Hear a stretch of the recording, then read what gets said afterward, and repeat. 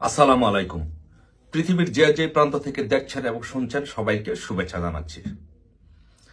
আজকে কোন বিষয়টি নিয়ে কথা বলবো এটা আপনাদের কারোরই অজানা নেই। কারণ হচ্ছে আজকে বাংলাদেশে আমরা যেই এক বিভৎস কাহিনী দেখলাম, যে একজন মানুষকে আইএমএ জাহিলাতি যুগের মতো, প্রাক ঐতিহাসিক যুগের মতো পাথর দিয়ে পিটিয়ে একজন ব্যবসায়ীকে এই বিএনপি যুবদলের চাঁদাবাজরা নির্মমভাবে নৃশংসভাবে তাকে হত্যা করা হয়েছে। আজকের যে বিভৎস ভিডিও, সেই ভিডিও যে দেখে আজকের যে বিভৎস বাংলাদেশ, এই বাংলাদেশকে আপনারা কেউ চেয়েছিলেন? পাথর দিয়ে চাপা দিয়ে,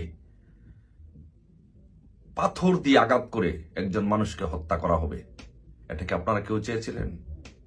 এটা কি কোনো বাংলাদেশে একটা সভ্য, শুধু বাংলাদেশে না, এটা কি কোনো পৃথিবীর কোন সভ্য দেশে এই ঘটনাটি ঘটতে পারে? কিন্তু বাংলাদেশে সেটি ঘটেছে।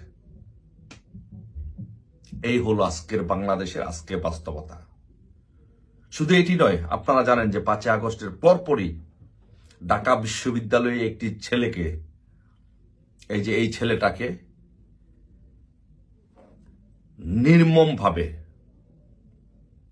বাদ খাইয়ে তাকে পিটিয়ে হত্যা করা হয়েছে। কই, এই ছেলেটির হত্যার কিন্তু বিচার কিন্তু আজ পর্যন্ত কিন্তু হয় নাই। আজ পর্যন্ত তার হত্যার বিচার হয় নাই। এই হচ্ছে বাংলাদেশ।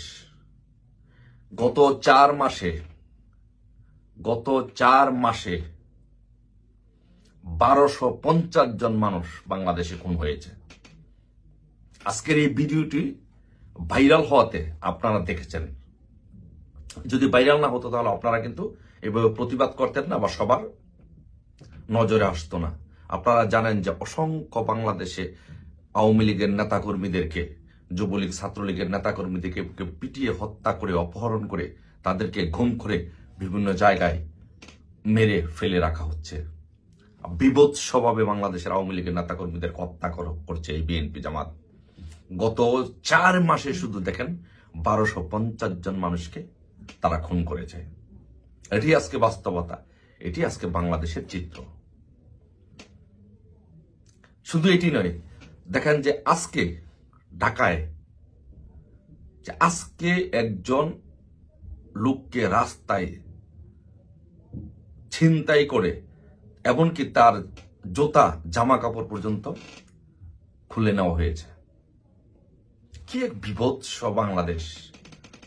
শেখ হাসিনাবিহীন বাংলাদেশ এজন এক বিভৎস প্রাগ ঐতিহাসিক যুগের, আদিম যুগের, পাথর যুগের বাংলাদেশ হয়ে গেছে। এই যে আরেকটি দেখেন, যে চাঁদাবাজদের ভিডিও করায় কালের কণ্ঠর সাংবাদিককে লাঞ্ছিত করা হয়েছে। চাঁদাবাজি করছে বিএনপি, চাঁদাবাজি করছে। চাঁদাবাজ বিএনপির নামই হচ্ছে চাঁদাবাজি দল, চাঁদাবাজ দল বিএনপি। চাঁদা উঠায় পল্টনে, বাঘ আসে লণ্ঠনে।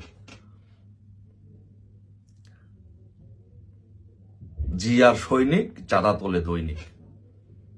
এই হচ্ছে আজকে বাংলাদেশের স্লোগান, এই হচ্ছে আজকে বাংলাদেশের অবস্থা।